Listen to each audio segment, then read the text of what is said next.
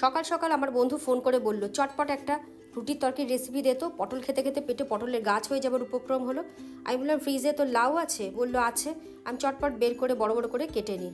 কেটে কুকার একটু তেল দিয়ে এলাচ, দারচিনি, শুকনো লঙ্কা ফোড়ন দিয়ে সামান্য পেঁয়াজ কুচি দিয়ে আদা রসুনের একটু পেস্ট দিয়ে দিই। আদা রসুনের কাঁচা গন্ধ চলে গেলে বড় বড় করে কেটে রাখা লাউটা দিয়ে একটু নেড়ে চেড়ে মশলায় পরিমাণ মতো হলুদের গুঁড়ো, জিরের গুঁড়ো, একটু কাশ্মীরি লঙ্কার গুঁড়ো দিয়ে দিই।